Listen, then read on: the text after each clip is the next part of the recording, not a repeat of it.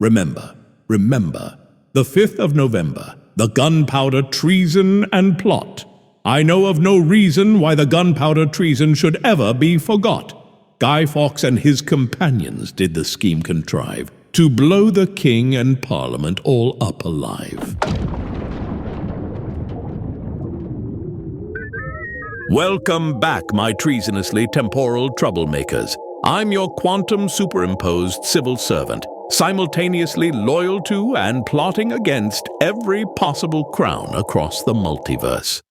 You're tuned into a special science break episode of the Multiverse Employee Handbook, the only podcast that treats your revolutionary tendencies like a wave function waiting to collapse. Today, a day when countless citizens in our particular quantum reality branch are participating in their own form of governmental restructuring. We're exploring the explosive intersection of quantum mechanics, corporate rebellion, and one of history's most famous failed workplace reorganization attempts. Awesome. That's right. We're diving into the quantum mechanics of the gunpowder plot, where Guy Fawkes discovered that sometimes changing the system requires more than just gunpowder and good intentions. Though hopefully your modern methods of enacting change involve more ballot boxes and fewer explosives. After all, remember what they say about democracy. It exists in a superposition of all possible states until the votes are counted. But before we start calculating the probability amplitude of parliamentary destruction, a quick safety warning from our interdimensional legal department. Please do not attempt to recreate either quantum tunneling or high treason in your workplace. Not only is it generally frowned upon by HR, but it also creates an awful lot of paperwork across infinite realities. Now let's talk about the chemistry of rebellion, or as we like to call it in Universe X274, spicy corporate restructuring. Oh, spicy. You see, gunpowder is a fascinating mixture of 3 simple ingredients: saltpeter, charcoal, and sulfur. It's like a recipe for the world's most explosive coffee cake, if your office birthday celebrations tend toward the historically significant. But at the quantum level, something far more interesting is happening. When gunpowder ignites, we're witnessing electron excitement states that would make even Niels Bohr reach for his safety goggles. The electrons in these molecules become so excited, they make that one colleague who's had too much coffee at the morning meeting look positively comatose by comparison. Picture, if you will, an electron in its ground state. Let's call him Eddie. Eddie is like most employees on a Monday morning, stable, predictable, and maintaining the lowest possible energy state while still technically being at work. But add a little activation energy, or as we call it in the corporate multiverse, mandatory team-building exercises. And suddenly Eddie gets promoted to a higher energy state, faster than you can say Guy Fawkes was framed by Big Parliamentary. When millions of Eddies get excited simultaneously, they release their energy in what quantum physicists call an exothermic reaction, and what historians call that time someone tried to turn Parliament into the world's largest fireworks display. It's like that moment in a staff meeting when someone suggests implementing a new timesheet system. The resulting energy release could power a small city. The truly fascinating part is how this process mirrors the quantum state of political upheaval. Just as an electron can exist in multiple energy states until observed, a revolutionary plot exists in a superposition of success and failure until the moment someone checks the basement for suspiciously large quantities of gunpowder. This is what we in the field call Fawkes' uncertainty principle. You can never simultaneously know both the position of your gunpowder and the momentum of your revolution. And speaking of uncertainty, did you know that in some universes, the chemical symbol for gunpowder is actually HR? It stands for highly reactive officially. But we all know it really means hope for reformation. Though that particular designation led to some rather unfortunate mix-ups in the corporate mailroom. Thanks to the many worlds interpretation first proposed by Hugh Everett III in 1957, coincidentally the same year Parliament first installed a quantum-entangled suggestion box, we now know that every possible version of the gunpowder plot exists somewhere in the multiverse. It's like that time Harold from accounting tried to organize a corporate coup. It failed miserably in our universe. But somewhere out there, Harold's revolutionary spreadsheet techniques have transformed the very nature of fiscal reality. Let's explore some of these fascinating alternate realities. In Universe A1605, Guy Fawkes became Parliament's head of workplace safety. His famous quote there isn't "remember, remember," but rather, "Please ensure all gunpowder is properly stored in designated explosive materials lockers." He's best known for implementing the first comprehensive basement inspection protocol and installing "days since last revolutionary plot" signs throughout the building.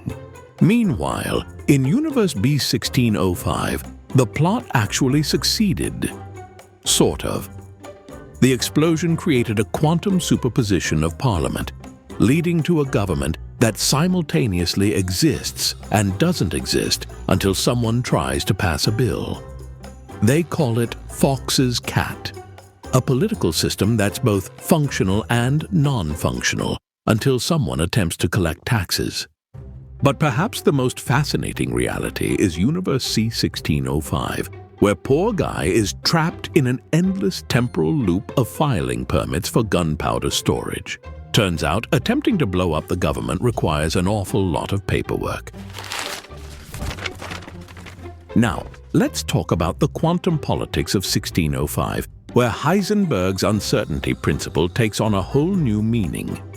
Just as we can never simultaneously know both the position and momentum of a particle, in 1605, you could never precisely know both the religious alignment of Parliament and the velocity of its legislative process. This leads us to the fascinating concept of Schrödinger's Parliament, a government that existed in a superposition of Catholic and Protestant until someone opened the box, or in this case, checked the basement. The wave function of religious politics only collapsed when observed, which really puts a new spin on the phrase government oversight. Consider also the wave-particle duality of revolutionary behavior. Just as light can behave as both a wave and a particle, Guy Fawkes existed as both a revolutionary and a loyalist until the moment of observation. This quantum political state was only resolved when authorities conducted their famous double-slit experiment, though in this case, the slits were more commonly known as prison bars. The mathematics of this political quantum mechanics are quite fascinating. For example, the probability of finding a revolutionary in Parliament's basement can be expressed by a wave function, where plot success represents the revolutionary eigenstate and plot failure represents the eigenstate of being caught and having to explain to your co-conspirators why you kept the receipts for 36 barrels of gunpowder. This quantum political system was so delicately balanced that even the smallest observation could cause the entire wave function to collapse. It's like that time Derek from IT accidentally carbon copied the entire company on his revolutionary manifesto about the office coffee situation. The moment it was observed, the entire system collapsed into a very awkward HR meeting. Oh, yeah. And let's not forget the famous Copenhagen interpretation of the gunpowder plot, which suggests that revolutionary plots exist in all possible states until measured by the authorities. This leads to the fascinating possibility that somewhere in the quantum foam of reality, there's a universe where Guy Fawkes successfully blew up Parliament only to discover it was actually a very elaborate interdepartmental team-building exercise. In today's office environment, revolutionary fervor manifests in forms that would make Guy Fawkes scratch his quantum superposed beard in confusion. Instead of stockpiling gunpowder in the basement, disgruntled employees stockpile strongly worded emails in their drafts folder, each one existing in a superposition of sent and unsent, until someone accidentally hits reply all. You got mail. The quantum mechanics of office politics are particularly fascinating. Just as particles can tunnel through seemingly impenetrable barriers, ambitious employees can sometimes quantum tunnel through middle management straight to the executive level. This process, known as corporate quantum tunneling, violates all known laws of organizational physics, but somehow still appears on the company org chart. Modern HR departments have even developed their own version of Heisenberg's uncertainty principle. The more precisely you measure an employee's position in the company, the less you can know about their career momentum. Wait, what? This is why performance reviews exist in a quantum superposition of meets expectations and needs improvement, until someone from upper management collapses the wave function. And now, as our temporal exploration reaches its conclusion, let's reflect on the deeper implications of both quantum mechanics and historical rebellion. Just as Werner Heisenberg showed us that the act of observation changes the observed system, perhaps Guy Fawkes demonstrated that the act of revolution changes the revolutionary. Or maybe, as quantum mechanics suggests, everything that can happen does happen in some universe, meaning there's a reality where this entire podcast is actually a cleverly disguised parliamentary propaganda campaign.